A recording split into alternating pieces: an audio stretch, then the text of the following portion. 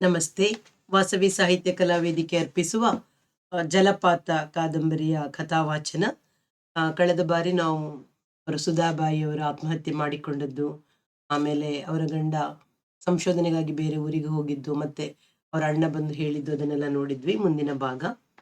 ಒಂದು ದಿನ ಆಫೀಸಿಗೆ ಹೋಗಿ ನಾನು ಸಂಜೆ 4 ಗಂಟೆಯ ವೇಳೆಗೆ ಹೊರಗೆ ಬರುತ್ತಿದ್ದಾಗ ರೆಬೆಲೋ ಬಾಗಿಲಲ್ಲಿ ಸಿಕ್ಕಿದಳು. ತುಂಬಾ ಸಲಿಗೆಯಿಂದ, ಹಲೋ ಪತಿ, ಇತ್ತೀಚೆಗೆ ನಿನ್ನ ಮುಖ ನೋಡಿ 6 ತಿಂಗಳಾಯ್ತಲ್ಲ ಎಂದಳಾದರೂ ಅವಳು ಉಲ್ಲಾಸದಿಂದ ಇದ್ದಂತೆ ಇರಲಿಲ್ಲ. ನನಗೆ ಆಫೀಸಿನ ಕೆಲಸ ಮುಗಿದಿದೆ, 1 ನಿಮಿಷದಲ್ಲಿ ಬರ್ತೀನಿ, ಮನೆಗೆ ಹೋಗೋಣ ಬಾ ಎಂದಳು. ಕ್ಷಮಿಸಿ ರೆಬೆಲೋ, ನನಗೆ ತುಂಬಾ ಕೆಲಸವಿದೆ. 5 ಗಂಟೆ ಒಳಗೆ ನಾನು ಮನೆಯಲ್ಲಿ ಇರಬೇಕು. ಪತಿ, ನೀನು ಬಹುವಚನದಲ್ಲಿ ಮಾತನಾಡಿಸುವುದರ ಅರ್ಥ ನನಗೆ ಆಗುತ್ತೆ. ನಿನ್ನ ಇಷ್ಟಕ್ಕೆ ವಿರೋಧವಾಗಿ ನಾನು ಯಾವತ್ತೂ ನಡೆದುಕೊಂಡಿಲ್ಲ. ಇವತ್ತು ಖಂಡಿತ ಬರಬೇಕು. ನಿನ್ನ ಕೈಲಿ ತುಂಬಾ ಮಾತಾಡಬೇಕು. ಇಬ್ಬರು ಜೊತೆಯಲ್ಲಿ ಅವಳ ಮನೆಗೆ ಹೋದೆವು. ಟೀ ಕುಡಿತೀಯಾ ಎಂದು ಅವಳು ಕೇಳಿದುದಕ್ಕೆ ನಾನು ಬೇಡವೆಂದೆ. ರೂಮಿನಲ್ಲಿ ನಾನು ಮಂಚದ ಮೇಲೆ ಕುಳಿತುಕೊಂಡೆ. ಅವಳು ಒಂದು ಕಬ್ಬಿಣದ ಕುರ್ಚಿಯನ್ನೊರಗಿ ಕುಳಿತಳು. ರೆಬೆಲೋ, ನೀನು ಇತ್ತೀಚೆಗೆ ತುಂಬಾ ಇಳಿದು ಹೋದಂತೆ ಕಾಣುತ್ತೀಯಲ್ಲ, ಏನು ಕಾರಣ ಎಂದು ನಾನು ಕೇಳಿದೆ. 6 ತಿಂಗಳಾಯ್ತಲ್ಲ, ನೀನು ಔಪಚಾರಿಕವಾಗಿ ಆದರೂ ನನ್ನನ್ನು ನೋಡಿ ಈಗ ಕೇಳ್ತಿದೀಯಾ? ಆಫೀಸಿಗೆ ಬಂದ್ರೆ ಆ ಮತ್ರಾನಿನ ನೋಡ್ಕೊಂಡು ಹೋಗ್ಬಿಡ್ತೀಯ. ಮತ್ರಾನಿ ಎನ್ನುವ ಹೆಸರು ಉಚ್ಚರಿಸುವಾಗ ಅವಳ ಧ್ವನಿ ತಿರಸ್ಕಾರವನ್ನು ನುಡಿಯುತ್ತಿತ್ತು. ನಂಬಿದರೆ ನಂಬು, ಇಲ್ಲದಿದ್ದರೆ ಬಿಡು. ನಾನು ಇತ್ತೀಚೆಗೆ 15 ಪೌಂಡ್ ತೂಕ ಕಳ್ಕೊಂಡಿದ್ದೀನಿ ಎಂದು ಅವಳು ಹೇಳಿದಾಗ ಮಾತನ್ನು ಹೇಗೆ ಮುಂದುವರಿಸಬೇಕು ಎನ್ನುವುದು ನನಗೆ ತಿಳಿಯಲಿಲ್ಲ. 2-3 ನಿಮಿಷ ಇಬ್ಬರು ಮಾತನಾಡುವುದನ್ನು ತಿಳಿಯದೆ ಕುಳಿತ ನಂತರ ಅವಳೇ ಎಂದಳು, ಅಭಿನಂದನೆಗಳು, ನನಗೆ ಒಂದು ಒಳ್ಳೆ ಸುಂದರವಾದ ಹೆಣ್ಣು ಮಗುವಾಯ್ತಂತೆ. ನಿನಗೆ ಯಾರು ಹೇಳಿದರು? ನೀನು ಆಫೀಸ್ನಲ್ಲಿ ನಿನಗೆ ಬೇಕಾದ ಸ್ನೇಹಿತರಿಗೆ ಹೇಳ್ತೀಯಾ, ಆ ಮತ್ರಾನಿ ಕೈಲಿ ಸಹ ಹೇಳ್ತೀಯಾ, ಆದ್ರೆ ನನ್ನ ಕೈಲಿ ಹೇಳ್ಬಾರದು. ನನಗೆ ಹೇಳಿದ್ದರೆ ನಾನೇನು ಮತ್ಸರ ಪಡುತ್ತಿದ್ದೇನೆ? ಹೆಂಗಸರ ಮನಸ್ಸು ಹೇಗಿರುತ್ತೋ ಯಾರಿಗ್ ಗೊತ್ತು. ಸಿಲ್ಲಿ, ನನ್ನನ್ನು ಹಾಗೆ ರೇಗಿಸ್ಬೇಡ ಎಂದು ಕೋಪ ತೋರಿಸಿಕೊಂಡಳಾದರೂ ಅವಳ ಮನಸ್ಸು ಕಲಕಿದಂತೆ ಕಾಣುತ್ತಿತ್ತು. ನಾನು ಹೇಳಿದೆ, ರೆಬೆಲೋ, ನಿನಗೂ 1-2 ಮಕ್ಕಳಾಗಿದ್ದರೆ ನಿನ್ನ ತೂಕ ಕಡಿಮೆಯಾಗುತ್ತಿರಲಿಲ್ಲ, ಇನ್ನೂ ಹೆಚ್ಚುತ್ತಿತ್ತು. ಪತಿ, ನೀನು ಯಾವಾಗಲೂ ವೈಯಕ್ತಿಕವಾದ ಮಾತನ್ನಾಡಿ ಮನಸ್ಸು ಕಲಕಿ ಬಿಡ್ತೀಯ. ಅದಕ್ಕೆ ನನ್ಗೆ ನಿನ್ನನ್ನು ಕಂಡ್ರೆ ಆಗೋದಿಲ್ಲ. ಹಾಗದವಳು ಮತ್ತೆ ಯಾಕೆ ನನ್ನನ್ನು ಕರೆದೆ? ಅದೇ ವಿಚಿತ್ರ. ನಿನ್ನ ಹತ್ತಿರವಲ್ಲದೆ ನನ್ನ ವೈಯಕ್ತಿಕ ಕಷ್ಟ ಸುಖ ಹೇಳಿಕೊಳ್ಳುವಂಥವ್ರು ನನಗೆ ಮತ್ತೆ ಯಾರೂ ಇಲ್ಲ. ಅಂದ ಹಾಗೆ ನಿನಗೆ ಗೊತ್ತಿರಬಹುದಲ್ಲ, ಆಫೀಸ್ ಮ್ಯಾನೇಜರ್ ಕೆಲಸ ನನಗೆ ಕೊಡಿಸ್ತೀನಿ ಅಂತ ಮ್ಯಾನೇಜರ್ ಭರವಸೆ ಕೊಟ್ಟಿದ್ರು. ಈಗ ನನಗೆ ತಿಳಿದು ಬಂದಿದೆ, ನೋಟಾನಿ ಅಂತ ಬೇರೆ ಒಬ್ಬ ಅವರ ಕಡೆಯವ್ರನ್ನ ಅಪಾಯಿಂಟ್ ಮಾಡಿದ್ದಾರೆ. ಅವನು ಮುಂದಿನ ತಾರೀಕಿನಿಂದ ಕೆಲಸಕ್ಕೆ ಬರ್ತಾನೆ. ನೀನು ಆ ಮತ್ರಾನಿಯವ್ರನ್ನ ಕೇಳಿದ್ರೆ ಎಂದು ಹೇಳಿ ಅವಳ ಮುಖವನ್ನು ಸೂಕ್ಷ್ಮವಾಗಿ ವೀಕ್ಷಿಸಿದೆ. ನಿನ್ನ ಆರ್ಟ್ ಡೈರೆಕ್ಟರ್ ಒಳ್ಳೇನು ಅಂತ ತಿಳ್ಕೋಬೇಡ. ಅವನು ತುಂಬಾ ಅನ್ಸ್ಟಡಿ ಮನುಷ್ಯ, ಯಾವಾಗಲೂ ಒಂದೇ ತರ ಇರೋದಿಲ್ಲ. ನಾನು ಇದನ್ನ ಸಾಮಾನ್ಯ ಸಂಗತಿ ಅಂತ ಹೇಳ್ತಿದ್ದೀನಿ ಎಂದು ಅವಳು ಅದನ್ನೇನನ್ನು ಮುಚ್ಚಿಕೊಳ್ಳುವವಳಂತೆ ತಕ್ಷಣ ಮಾತು ಬದಲಿಸಿದಳು. ಕಂಪನಿಲಿ ಇವರು ನೌಕರರಿಗೆ ಮಾಡುವ ಅನ್ಯಾಯ ನೋಡಿದ್ರೆ ಅವರು ಕೆಲಸನೇ ಬಿಟ್ಟು ಸುಮ್ಮನೆ ಮನೆಯಲ್ಲಿ ಇದ್ದು ಬಿಡೋಣ ಅನ್ಸುತ್ತೆ. ಹಾಗೆ ಮಾಡು. ನಿನ್ನ ಗಂಡನಿಗೆ ಅಡಿಗೆ ಮಾಡಿ ಹಾಕೋರು ಯಾರೂ ಇಲ್ಲ. 1-2 ಮಕ್ಕಳು ಮರಿ ಆದಾಗ ನಿನಗೂ ಸಂತೋಷವಿರುತ್ತೆ, ನಿನ್ ಗಂಡನಿಗೂ ಸಂತೋಷ. ಪತಿ, ನೀನು ಎಷ್ಟು ಸಲ ತುಂಬಾ ಕ್ರೂರವಾಗಿ ಮಾತನಾಡ್ಬಿಡ್ತೀಯ, ಆದ್ದರಿಂದಲೇ ಮನಸ್ಸು ಕಲಕುತ್ತೆ ಎನ್ನುತ್ತಾ ಅವಳ ಕಣ್ಣಿನಲ್ಲಿ ನೀರು ತುಂಬಿಕೊಂಡಳು. ಹೋಗಲಿ, ಆ ಮಾತು ಬೇಡ. ಒಂದು ದಿನ ನಿನ್ ಮಗುನ ಕರ್ಕೊಂಡ್ ಬಾ, ನನಗೆ ನೋಡ್ಬೇಕು ಅನ್ಸುತ್ತೆ. ನೀನು ನನ್ನನ್ನಂತೂ ಒಂದು ದಿನವೂ ಮನೆಗೆ ಟೀಗೆ ಅಂತ ಕರೆದಿಲ್ಲ. ಬರೋಕೆ ನನಗೂ ಇಷ್ಟ ಇಲ್ಲ. ನಿನ್ ಮಿಸೆಸ್ನ ಕರ್ಕೊಂಡ್ ಬಾ ಅನ್ನೋಕೆ ಯಾಕೋ ನನಗೆ ಮನಸ್ಸಿಲ್ಲ. ನಿನ್ ಮಗುನಾದ್ರೂ ಕರ್ಕೊಂಡ್ ಬಾ. ಅದು ತಾಯಿನ ಬಿಟ್ಟು ಅರ್ಧ ಗಂಟೆನೂ ಇರೋಲ್ಲ. ಇಲ್ಲಿ ಅಳೋಕೆ ಶುರು ಮಾಡಿದ್ರೆ ಸಮಾಧಾನ ಮಾಡೋರು ಯಾರು? ಪತಿ, ನೀನು ನನ್ನನ್ನ ಇನ್ಸಲ್ಟ್ ಮಾಡ್ತಿದ್ಯಾ. ಕೆಲಸ ಬಿಟ್ಟು ನಾನು ಅಜ್ಮೇರಿಗೆ ಹೋಗ್ಬೇಕು ಅನ್ನೋ ನಿನ್ ಮಾತು ನಿಜ ಎಂದು ಅವಳು ಸುಮ್ಮನಾದಳು. ಅಷ್ಟರಲ್ಲಿ ಸಂಜೆ 6 ಗಂಟೆಯಾಯಿತು. ಮನೆಗೆ ಹೋಗಲು ತಡವಾಗುವುದೆಂದು ನಾನು ಹೊರಟೆ. ನೀನು ಎಷ್ಟೇ ಕಠಿಣವಾಗಿ ಮಾತನಾಡಿದರೂ ನನ್ನ ಅಂತರಾಳವನ್ನು ಪ್ರವೇಶಿಸಿ ಮಾತನಾಡ್ತೀಯ. ಅದಕ್ಕೆ ನಾನು ನಿನ್ನನ್ನು ಮೆಚ್ಚೋದು. ಇದುವರೆಗೂ ಮಾಡಿದ ಹಾಗೆ ಮಾಡಬೇಡ. ಆಫೀಸಿಗೆ ಬಂದಾಗಲಾದರೂ ನನ್ನನ್ನು ಭೇಟಿಯಾಗು ಎಂದು ನುಡಿದು ಅವಳು ನನಗೆ ಬೈ ಬೈ ಹೇಳಿದಳು. ಬಸ್ಸಿಗೆಂದು ನಾನು ಕೊಲಾಬಾ ಕಾಸ್ವೆಯಲ್ಲಿ ನಿಂತಿದ್ದಾಗ ರಸ್ತೆಯಲ್ಲಿ ಹೋದ ಕಾರಿನಲ್ಲಿ ಮತ್ರಾನಿಯವರು ಕೂತಿದ್ದುದು ಕಂಡಿತು. ಅವರ ಬಲಪಕ್ಕದಲ್ಲಿ ಕುಳಿತು ಅವರ ಹೆಂಡತಿಯೇ ಕಾರು ನಡೆಸುತ್ತಿದ್ದರು. ಗಂಡ ಹೆಂಡತಿಯರು ಈಗ ಅನ್ಯೋನ್ಯವಾಗಿರಬಹುದು ಎಂದು ನನಗೆ ಅನ್ನಿಸಿತು. ಅವರು ಚೆನ್ನಾಗಿರಲೆಂದು ನಾನು ಮನಸ್ಸಿನಲ್ಲಿ ಹಾರೈಸಿದೆ. ನನ್ನ ಮಟ್ಟಿಗಂತೂ ಆತನ ಸ್ವಭಾವ ಒಳ್ಳೆಯದೆಂದು ಕಾಣುತ್ತಿತ್ತು. ಬಸ್ಸಿನಲ್ಲಿ ಕುಳಿತು ಮನೆಗೆ ಹೋಗುತ್ತಿದ್ದಾಗ ನನ್ನ ಮನಸ್ಸು ರೆಬೆಲೋಳನ್ನು ಸುಧಾಬಾಯಿಯೊಡನೆ ಹೋಲಿಸುತ್ತಿತ್ತು. ಸುಧಾಬಾಯಿ ರೆಬೆಲೋಗಿಂತ ಏನಿಲ್ಲವೆಂದರೂ 5-6 ವರ್ಷ ಚಿಕ್ಕವರು. ಇಬ್ಬರಿಗೂ ಮಕ್ಕಳಿಲ್ಲ. ಆದರೆ ಸುಧಾಬಾಯಿಯ ನೆನಪು ಬಂದರೆ ನನ್ನಲ್ಲಿ ಕರುಣದ ಜೊತೆಗೆ ಗೌರವವೂ ಹುಟ್ಟುತ್ತದೆ. ಚೆನ್ನಾಗಿ ಪರಿಚಯವಾದ ಮೇಲೆ ಅವರು ನಾನಿರುವಾಗಲೂ ನಮ್ಮ ಮನೆಗೆ ಬರುತ್ತಿದ್ದರು. ನಾನು ಬರೆಯುತ್ತಿರುವ ಚಿತ್ರಗಳನ್ನು ನೋಡಿ ಮೆಚ್ಚುತ್ತಿದ್ದರು. ಜಾಹೀರಾತು ಚಿತ್ರಗಳಿಗೂ ಕಲಾಕೃತಿಗಳಿಗೂ ಇರುವ ವ್ಯತ್ಯಾಸವನ್ನು ಗುರುತಿಸುವಷ್ಟು ಮಟ್ಟಿಗೆ ಅವರ ಸಂವೇದನೆಯು ಶಿಕ್ಷಣ ಪಡೆದಿರಲಿಲ್ಲ. ನನ್ನೊಡನೆ ಆಕೆ ಮಾತನಾಡಿದರೂ ಒಂದು ಗೌರವ, ಒಂದು ಮಿತಿಯ ದೂರದಲ್ಲಿಯೇ. ನಾನು ಮನೆಯಲ್ಲಿ ಇರುವಾಗ ಆಕೆ ಒಳಗೆ ಅಡಿಗೆ ಮನೆಯಲ್ಲಿ ವಸುವಿನ ಸಂಗಡ ಭಯದಿಂದಲೋ ಎಂಬಂತೆ ತಗ್ಗಿದ ಧ್ವನಿಯಲ್ಲೇ ಮಾತನಾಡುತ್ತಿದ್ದರು. ಆಕೆ ಸತ್ತು ಈಗ 6 ತಿಂಗಳಾಯಿತು. ಇದು ಆಶ್ವಯುಜ ಮಾಸ. ಕಳೆದ ವರ್ಷ ಈ ತಿಂಗಳಲ್ಲಿ ನಾನು ವಸು ಖಂಡಾಲಕ್ಕೆ ಹೋಗುವಾಗ ಆಕೆ ಎಷ್ಟು ಆಸ್ಥೆಯಿಂದ ವಿಶ್ವನನ್ನು ನೋಡಿಕೊಳ್ಳುತ್ತಿದ್ದರು. ಸುಧಾಬಾಯಿ ಸತ್ತ ಮೇಲೆ ನಾಡಗೌಡರಿಗೂ ನಮಗೂ ಸಂಪರ್ಕವೇ ಇಲ್ಲ. ಆತ ಹೆಂಡತಿಯ ಶ್ರಾದ್ದವನ್ನು ಎಲ್ಲಿಯಾದರೂ ಮಾಡಿಸಿದರೋ ಇಲ್ಲವೋ ತಿಳಿಯದು. ಅದನ್ನು ತಿಳಿದು ನಮಗೆ ಆಗಬೇಕಾದುದಾದರೂ ಏನು? ಅವರ ಸಂಶೋಧನೆ ಎಲ್ಲಿಗೆ ಬಂದಿದೆಯೋ? ಅವರು ಎಲ್ಲೋ ಹೊರಗೆ ಊಟ ಮಾಡುತ್ತಾರೆ ಅಂತ ಕಾಣುತ್ತೆ. ಮನೆಯಲ್ಲಿ ಬೆಳಗಿನ ವೇಳೆ ಸ್ಟವ್ ಹೊತ್ತಿಸಿದ ಶಬ್ದ ಕೇಳುತ್ತೆ. ಚಹಾಕ್ಕೆ ಇರಬಹುದು. ಅವರನ್ನು ಕೆಲವು ಸಲ ವಸು ನೋಡಿದ್ದಾಳಂತೆ. ನಾನು 1-2 ಸಲ ನೋಡಿದ್ದೇನೆ. ತುಂಬಾ ಸಣ್ಣಗೆ ಆಗಿದ್ದಾರೆ. ಅಂತಹ ಹೆಂಡತಿಯನ್ನು ಬಲಿ ಮಾಡಿದ ಪಶ್ಚಾತ್ತಾಪದಿಂದ ಹಾಗಾಗಿದ್ದಾರೆಯೋ, ಅಥವಾ ಹೋಟೆಲ್ನ ಊಟದಲ್ಲಿ ಸಾಕಷ್ಟು ಪ್ರೋಟೀನ್ ವಿಟಮಿನ್ ಇಲ್ಲದೆ ಕೃಶರಾಗಿದ್ದಾರೆಯೋ?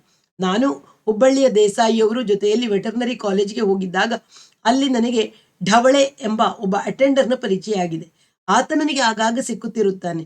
ಈಗ 15 ದಿನದಲ್ಲಿ ಸಿಕ್ಕಿದಾಗ ಅವನು, ನಾಡಗೌಡರು ಸೂಳಿಗೇರಿಗೆ ವಿಪರೀತವಾಗಿ ಹೋಗುತ್ತಾರೆ, ಮನೆಯಲ್ಲಿ ರಾತ್ರಿ ಮದ್ಯ ಕುಡಿದು ಮಲಗುತ್ತಾರೆ ಎಂದು ಹೇಳಿದ. ಅವರಿಗೂ ಈತನಿಗೂ ಪ್ರಾಯಶಃ ಆಗದೇ ಇರಬಹುದು. ಒಂದೇ ಕಡೆ ಕೆಲಸ ಮಾಡುವವರು ನಾಡಗೌಡರ ಕೈ ಕೆಳಗಿನ ನೌಕರ ಅವನು. ಕರ್ತವ್ಯದಲ್ಲಿ ಶಿಸ್ತು ಎತ್ತಿ ಹಿಡಿಯುವ ಇವರ ಮೇಲೆ ಅಪಪ್ರಚಾರ ಮಾಡುವುದಕ್ಕೆ ಹೀಗೆ ಹೇಳಿದನೋ ಏನೋ. ನಾನು ಅವರ ನೆರೆಮನೆಯವನೆಂಬುದು ಅವನಿಗೆ ಗೊತ್ತಿಲ್ಲ. ನಾಡಗೌಡರ ಹೆಂಡತಿ ಸಂಬಂಧಿ ಎಂದೇ ತಿಳಿದಿದ್ದಾನೆ. ಒಂದು ದಿನ ಬೆಳಿಗ್ಗೆ 7 ಗಂಟೆಯ ಹೊತ್ತಿಗೆ ನಾನು ಮುಖ ತಿಳಿದುಕೊಳ್ಳುತ್ತಿದ್ದೆ. ನಮ್ಮ ಕಟ್ಟಡದ 1ನೇ ಅಂತಸ್ತಿನ ಮೇಸ್ತ್ರಿ ಮೇಲೆ ಹತ್ತಿ ಬಂದರು. ಮೇಸ್ತ್ರಿ ಗುಜರಾತಿಗಳು. ದಾದರ್ನ ಕಲ್ಪನಾ ಟೇಲರ್ಸ್ ಎಂದು ಹೊಲಿಗೆ ಅಂಗಡಿನ ನಡೆಸ್ತಾರೆ. ಮುಂಜಾವಿನಿಂದ ರಾತ್ರಿಯ ತನಕ ಅಂಗಡಿಯಲ್ಲಿಯೇ ಇರುವ ಅವರು ನನಗೆ ಸಿಕ್ಕುವುದೇ ಅಪರೂಪ. ನನಗೂ ಅವರಿಗೂ ಹೆಚ್ಚು ಪರಿಚಯವಿಲ್ಲ. ಆಯ್ಯೆ ಎಂದು ನಾನು ಅವರನ್ನು ಕರೆದುಕೊಂಡು ಒಳನಡೆದೆ. ಬಂದವರು ಕುಳಿತುಕೊಳ್ಳದೆ ಹೇಳಿದರು, ಕೆಳಗಿನ ಮನೆಯ ಡಾಕ್ಟರ್ ವಿಷಯ ನಿಮಗೇನಾದರೂ ಗೊತ್ತೇ? 3 ದಿನದಿಂದ ಬೀಗ ಹಾಕಿಲ್ಲ. ಒಳಗಿನಿಂದ ಅಗುಳಿ ಬಿದ್ದಿದೆ. ಇವತ್ತು ಬೆಳಗಿನಿಂದ ಬಾಗಿಲಲ್ಲಿ ಕೆಟ್ಟ ವಾಸನೆ ಬರ್ತಾ ಇದೆ. ನಮಗೇನೋ ಅನುಮಾನವಾಗ್ತಾ ಇದೆ. ನನಗೇನು ಗೊತ್ತಿಲ್ಲ. ನೀವು ಅವರ ನೆಂಟರಲ್ಲವೇನು? ಅಲ್ಲ. ಒಂದೇ ಮಾತಾಡ್ತೀರಿ. ನಾನು ನೆಂಟರು ಅಂತ ತಿಳಿದಿದ್ದೆ. ನಮಗೂ ಅವರಿಗೂ ಹೆಚ್ಚು ಪರಿಚಯವಿಲ್ಲ. ಅವರ ಹೆಂಡತಿಗೂ ನಮ್ಮ ಹೆಂಡತಿಗೂ ಪರಿಚಯವಿದ್ದರೂ ಆಕೆಗೆ ಭಾಷೆ ಗೊತ್ತಿಲ್ಲದ್ರಿಂದ ಹೆಚ್ಚು ಮಾತಾಡ್ತಿರ್ಲಿಲ್ಲ. ನೀವೊಮ್ಮೆ ಕೆಳಗೆ ಬಂದು ನೋಡಿ. ನಾನು ಅವರೊಡನೆ ಮೆಟ್ಟಿಲುಗಳನ್ನು ಇಳಿದು ಹೋದೆ. ನಾಡಗೌಡರು ಮನೆಯ ಕಿಟಕಿ ಬಾಗಿಲುಗಳನ್ನೆಲ್ಲ ಒಳಗಿನಿಂದ ಮುಚ್ಚಿತ್ತು. ಬಾಗಿಲಿನ ಸಂದಿಯಿಂದ ಸತ್ತ ಹೆಣ ನಾರುವ ವಾಸನೆ ಬರುತ್ತಿತ್ತು. ಏನಾದರೂ ಆತ್ಮಹತ್ಯೆ ಮಾಡಿಕೊಂಡಿದ್ದಾರೋ ಎಂದು ಮಿಸ್ತ್ರಿಯವರು ನನ್ನ ಮುಖ ನೋಡಿದರು. ಸಂಶೋಧನೆಗೆ ಅಂತ ಯಾವುದಾದರೂ ಪ್ರಾಣಿಯ ಮಾಂಸ ತಂದು ಅದು ಕೊಳೆತಿದೆಯೋ ಎಂದು ನಾನು ಕೇಳಿದೆ. ಮಿಸ್ತ್ರಿಯವರು ಜೋರಾಗಿ ಬಾಗಿಲು ಬಡಿದರು. ಒಳಗಿನಿಂದ ಶಬ್ದವಿಲ್ಲ. ಬಾಗಿಲಿಗೆ ಕಿವಿಕೊಟ್ಟು ನೋಡಿದಾಗ ಒಳಗೆ ಸೀಲಿಂಗ್ ಫ್ಯಾನ್ ನಿಧಾನವಾಗಿ ತಿರುಗುತ್ತಿರುವುದು ಇಬ್ಬರಿಗೂ ಕೇಳಿತು. ಮನೆಯ ಹೊರಭಾಗದ ಕಿಟಕಿಯ ಮೇಲ್ಗಡೆ ಗಾಳಿಯ ತೂತುಗಳಿಗೆ ಗಾಜಿನ ಮುಚ್ಚಲುಗಳಿದ್ದವು. ಇವುಗಳನ್ನು ಒಡೆದು ಕಿಟಕಿಯ ಸರಳುಗಳ ಮೇಲೆ ನಿಂತು ನೋಡೋಣವೆಂದು ನಾನು ಸೂಚಿಸಿದೆ. ಇಂಥ ವಿಷಯದಲ್ಲಿ ನಾವು ಹಾಗೆ ಮಾಡಬಾರದು. ಪೊಲೀಸರಿಗೆ ಫೋನ್ ಮಾಡೋಣ, ನಮಗ್ಯಾಕೆ ಜವಾಬ್ದಾರಿ ಎಂದು ಮಿಸ್ತ್ರಿಯವರ ಸಲಹೆ ನನಗೂ ಸರಿ ಎನಿಸಿತು. ಇಬ್ಬರು ಜೊತೆಯಲ್ಲಿಯೇ ಹೋಗಿ ಹತ್ತಿರವಿದ್ದ ಲಿಪ್ಟನ್ ಅಂಗಡಿಯಿಂದ ಫೋನ್ ಮಾಡಿದೆವು. 10 ನಿಮಿಷದಲ್ಲಿ ಪೊಲೀಸ್ ವ್ಯಾನ್ ಬರುವ ವೇಳೆಗೆ ನಮ್ಮ ಕಟ್ಟಡದವರೇ ಅಲ್ಲದೆ ಅಕ್ಕಪಕ್ಕದವರು ನಾಡಗೌಡರ ಮನೆಯ ಬಾಗಿಲಿಗೆ ಸ್ವಲ್ಪ ದೂರದಲ್ಲಿ ನಿಂತಿದ್ದರು. ಪೊಲೀಸ್ನವರು ಹೆಂಗಸರನ್ನೆಲ್ಲ ಜಬರ್ದಸ್ತಿನಿಂದ ಅವರವರ ಮನೆಗೆ ಕಳುಹಿಸಿದರು. ಮೇಲಿನ ಮೆಟ್ಟಲಿನ ಮೇಲೆ ವಿಶ್ವನ ಕೈ ಹಿಡಿದಿದ್ದ ವಸುವಿಗೆ ಮನೆಗೆ ಹೋಗುವಂತೆ ನಾನೇ ಹೇಳಿದೆ. ನಾನು ಸೇರಿ ಕೆಳಗೆ ಇದ್ದ 4 ಜನ ಗಂಡಸರಿಂದ ಸಾಕ್ಷಿದಾರರ ರುಜು ಮಾಡಿಸಿಕೊಂಡು ಪೊಲೀಸ್ನವರು ಬಾಗಿಲ ಸಂದಿಗೆ ಸಲಾಕೆ ಕೊಟ್ಟು ಬಲವಾಗಿ ಮೀಟಿ ಒಂದು ಪಾರ್ಶ್ವವನ್ನು ಕಳಚಿ ತೆಗೆದರು. ಮಿಸ್ತ್ರಿಯವರ ಊಹೆ ನಿಜವಾಗಿತ್ತು.